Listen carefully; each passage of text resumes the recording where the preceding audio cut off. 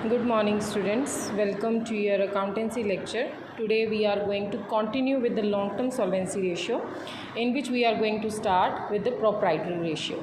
Yesterday we did debt to equity ratio and total assets to debt ratio. Today we are going to do proprietary ratio. Proprietary, that comes from the word proprietor, which means the shareholders. ठीक है, proprietary ratio means the shareholders fund. ठीक है, proprietary relates to the proprietor means the owner, और owner का क्या होता है, fund होता है.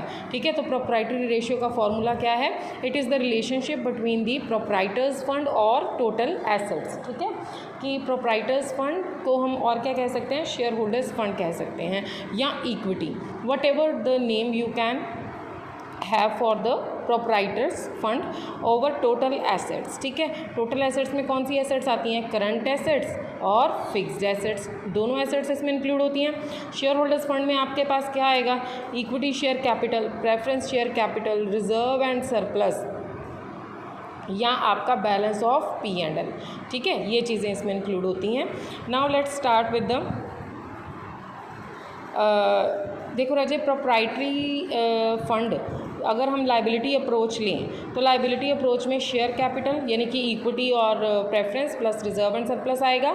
और अगर एसेट साइड लें तो एसेट साइड में क्या होगा, जितनी नॉन करंट एसेट्स हैं, ठीक है, नॉन करंट एसेट्स में हम प्लस करेंगे वर्किंग कैपिटल, माइनस करेंगे नॉन करंट लाइबिलिटी. दो अप्रोचेस लेके चलना ना, एक एसेट साइड अप्रोच है, एक लाइबिलिटी साइड अप्रोच है. वर्किंग कैपिटल क्या होता है, current assets minus current liabilities की जितना आपका एक्सेस है करंट लाइबिलिटी से वो आपका लाइबिलिटी. अगर आप इसको सिंपल वे से दें, देखिए हम, ये हमारे पास बैलेंस शीट है. सपोज़ यहाँ पे शेयर होल्डर्स फंड आता है, यहाँ पे नॉन करंट लाइबिलिटी और यहाँ करंट लाइबिलिटी. इधर हमारे पास क्या है, करंट एसेट्स हैं, करंट लाइबिलिटी. अगर हम एसेट अप्रोच लेके चलें, सॉरी फिक्स्ड एसेट है, अगर हम लाइबिलिटीज़ अप्रोच लेके चलें तो सिर्फ इसमें जो चीज़ें आती हैं वो हम ऐड कर लेंगे. अगर हम एसेट अप्रोच लेके चलें तो हम क्या करेंगे, current assets plus fixed assets. ठीक है, current assets plus fixed assets, इन दोनों को हम ऐड करेंगे. इसमें से नॉन करंट लाइबिलिटी और करंट लाइबिलिटी माइनस कर देंगे तो हमारे पास क्या आ जाएगा, शेयर होल्डर्स फंड. वही तो उसने किया ना, नॉन करंट एसेट्स में से उसने वर्किंग कैपिटल प्लस कर दी, means excess of current asset over current liability. ठीक है ना, यानी current asset minus current liability. तो आप इसको इस तरह से भी कर सकते हो, fixed assets plus current asset means total assets minus current liability and non current liability. You will get your share holders fund with the asset approach. ठीक है बच्चे, now let's start with illustration 56. From the following information calculate proprietary ratio. Proprietary ratio का formula क्या है, proprietors fund over total assets. Proprietors fund का formula क्या होता है बेटा, share capital plus reserve and surplus. ये हमारे पास शेयर कैपिटल है 5 लाख और ये रिजर्व एंड सरप्लस है 3 लाख. ठीक है, 5 और 3 कितने हुए हैं हमारे पास, 8 लाख. ठीक है, ये हमारा क्या आ गया, शेयर होल्डर्स फंड. तो 8 lakh divided by total assets. Total assets में non current assets, current assets दोनों दिए हैं, इनको ऐड कर लेंगे हम लोग. ठीक है, तो हमारे पास ये आएगा. अरे जी ये गलत दिया हुआ है, ये गलत है. प्रोप्राइटर्स फंड हमारे पास है यहाँ पे प्रोप्राइटर्स फंड है 5 और 3 8 लाख.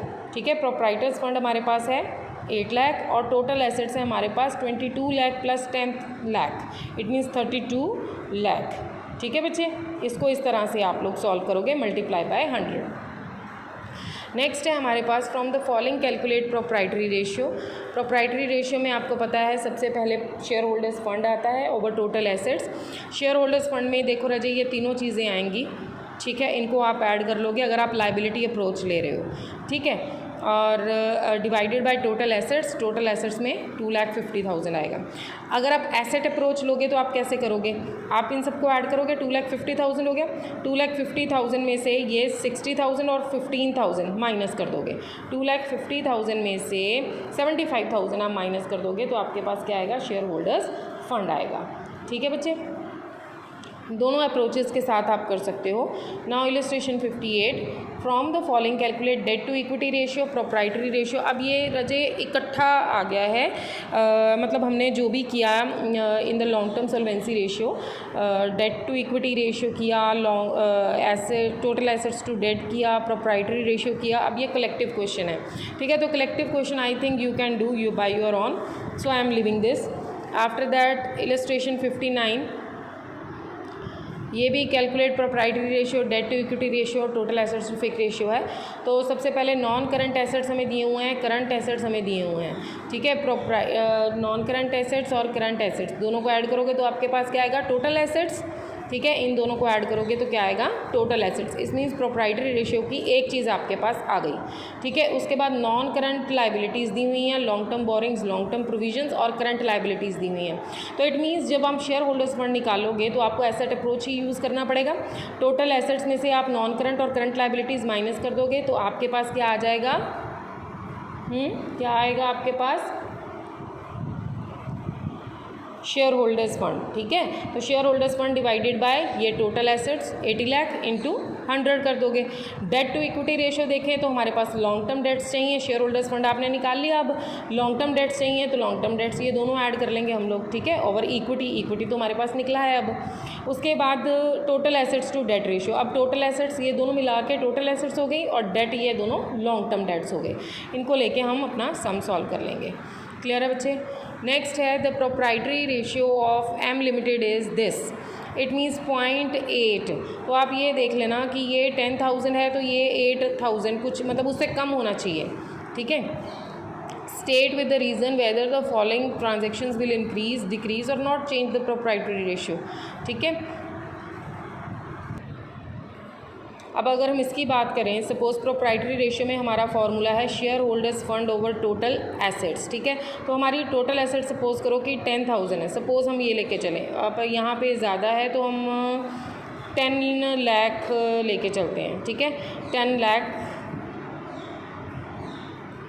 सपोज 10 लाख है, ठीक है। तो ये हमारे पास हो जाएगा 80,000, शेयर होल्डर्स फंड हो जाएगा 80,000, ठीक है। क्योंकि 80 को इससे मल्टीप्लाई करो तो उसके बाद इसकी 2 सिफर करो माइनस करो तो ये 8 लाख बनता है, सॉरी, ठीक है। So with state with the reason following, obtained a loan from the bank 2 lakh payable after 5 years. आपने बैंक से एक लोन लिया है जो कि लॉन्ग टर्म लोन होता है, पेएबल आफ्टर 5 ईयर्स, 5 साल के बाद पे करना है। तो लोन आपकी लॉन्ग टर्म लाइबिलिटी इंक्रीज़ हो गई, ठीक है। लॉन्ग टर्म लाइबिलिटी जब इंक्रीज़ होती है तो इट मीन्स आपका शेयर होल्डर्स फंड जो है, क्योंकि लॉन्ग टर्म लाइबिलिटी माइनस होनी है ना, तो आपका जो शेयर होल्डर्स फंड है वो भी डिक्रीज़ हो गया। तो उससे अगर सिर्फ न्यूमरेटर पे ही इफेक्ट पड़ता है, डिक्रीज़ होता है न्यूमरेटर, तो हमारी भी रेशियो डिक्रीज़ हो जाती है,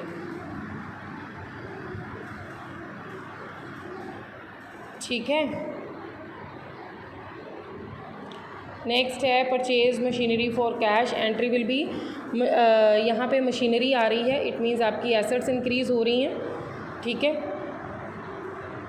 मशीनरी आई आपके पास और कैश क्या आ रहा है जी, ये ना यहाँ पे इन्होंने जो रीज़न दिए हैं वो गलत दिए हैं, ठीक है। यहाँ पे लिखा है no change in share holders fund, जबकि चेंज शेयर होल्डर्स फंड में है।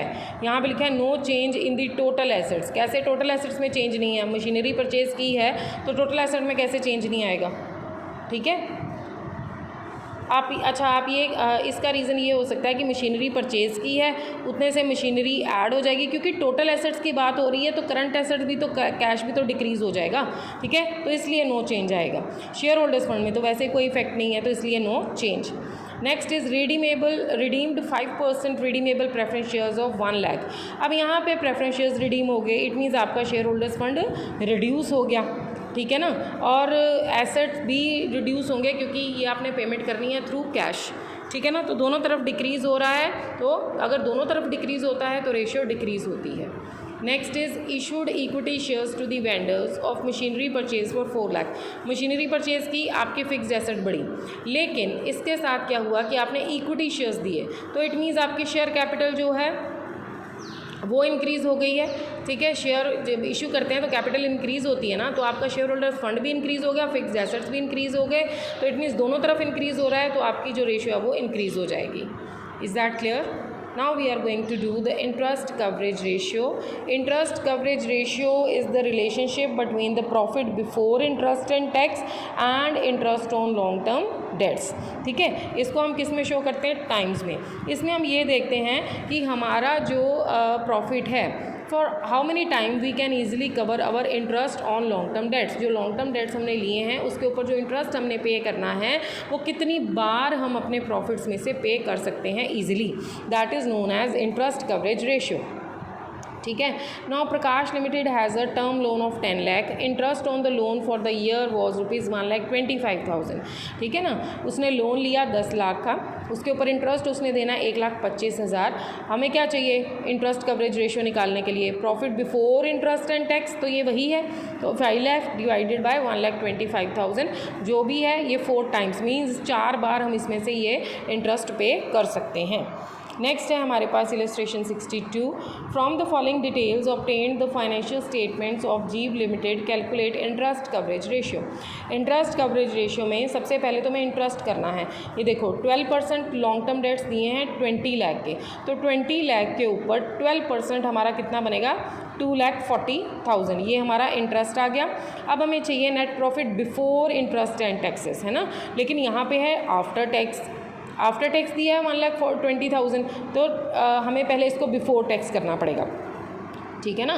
टैक्स रेट है 40% कि 40% टैक्स रेट हमें दिया है कि हमने परसेंटेज टैक्स कितना दिया था? 40% दे दिया था. तो इट मीन्स ये 60 की अमाउंट है.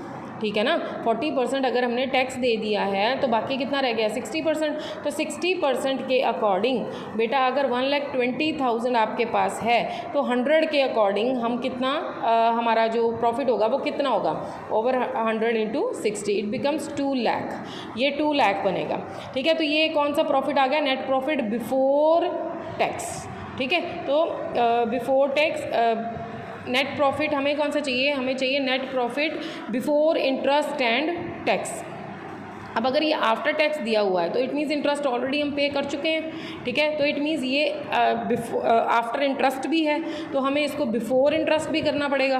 तो हम लोग क्या करेंगे, इसमें जितना इंटरेस्ट होगा हमारा 2,40,000 का, क्योंकि हम डिडक्ट कर चुके हैं, हम इसको ऐड बैक कर देंगे तो वो हमारा आ जाएगा net profit before interest and taxes इतने times. So this is all for the day, students. Cover your short term solvency and long term solvency ratios. ठीक है. From tomorrow onwards we are going to start activity ratios. Beta, this is not I think the part of your syllabus because it is not mentioned, but we are going to clear this because कि वहाँ पे clarity नहीं है. And लिख के उन्होंने छोड़ दिया है तो क्लैरिटी नहीं है कि ये सिलेबस में है कि नहीं है. तो इसलिए मैं आपको कवर करवाने लगी हूँ एक्टिविटी रेशियोज़. ये हम कल से स्टार्ट कर देंगे. Thank you students.